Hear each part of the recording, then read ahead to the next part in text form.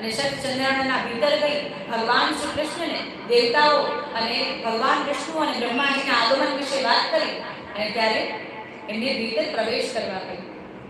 જ્યારે બધા દેવતાઓ બ્રહ્માજી અને ભગવાન વિષ્ણુ અને ગૌમાતા જે પૃથ્વી માતાનું રૂપ ધારણ કરીને ગૌમાતા આવ્યા હતા એ બધા ત્યાં ધીરે ધીરે પ્રવેશ કરી રહ્યા છે.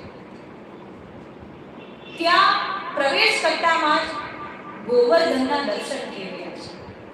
ગોવર્ધન પર્વતના દર્શન થઈ રહ્યા છે અને જ્યાં કલ્પવૃક્ષ અને કલ્પકથાઓ કલ્પલતાઓ જે અલંકૃત રાસ મંડળથી સુશોભિત હતી, જે રાસ મંડળને સુશોભિત કરી રહી છે એવા કલ્પવૃક્ષના પણ દર્શન થઈ રહ્યા છે. ગોવર્ધન પર્વતના દર્શન થઈ રહ્યા છે. એમને પ્રણામ કરીને ધીરે ધીરે આગળ વધી રહ્યા છે.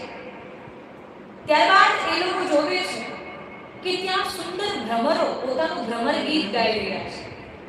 ત્યાં બધા પક્ષીઓનો કલરવ સંભળાઈ રહ્યો છે. ત્યાં આસપાસના વાતાવરણમાં એટલી શુદ્ધતા, એટલું સુખ અને અત્યંત આનંદનો અનુભવ થઈ રહ્યો છે. જે અતિ વિશાળ એ આનંદને અતિ વિશાળ બનાવી રહ્યો છે. બધા દેવતાઓનું મુખ આશ્ચર્યચકિતથી ભરેલું હોય કે આવું અત્યંત અને સુંદર ધામ અમે ક્યારેય જોયું નથી. એક એવું ધામ જ્યાં દેવતાઓને પણ પ્રવેશ નિષેધ હતો. દેવતાઓને પણ પોતાના કર્મ હોય, પોતાનું ભૂતકાળ હોય કે પોતાના જ્યાં વૈકુંઠથી આવે છે, પોતે જે સ્થાનથી આવે છે એ બધા વિસ્તારપૂર્વક વર્ણન કરીને ત્યારબાદ જ એમને પ્રવેશ મળે છે. તો આપણે મનુષ્ય, સામાન્ય મનુષ્ય વિચાર કરવા જેવી વાત કે આપણે આપણા કયા કર્મો લઈને વૈકુંઠ ધામ જઈશું. ગોલોક ધામ તો બહુ દૂરની વાત છે. આપણે આપણા કયા એવા કર્મો લઈને ગોલોક ધામ જવાની આશા ધરાવીએ છીએ કે જ્યાં દેવતાઓનો પ્રવેશ પણ લગભગ નિષેધ છે.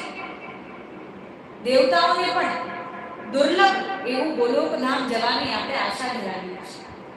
પરંતુ વિચાર કરવા જેવી વાત કે શું ખરેખર આપણા કર્મો એવા છે ખરી કે આપણને આ ગોલોક ધામની પ્રાપ્તિ થાય, કે આપણને આ ગોલોક ધામમાં પ્રવેશ મળે?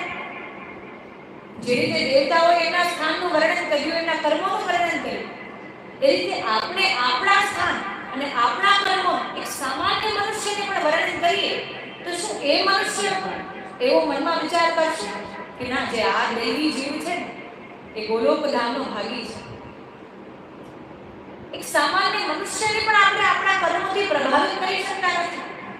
તો ગોલોક ધામમાં રહેનારા ભગવાન શ્રી કૃષ્ણને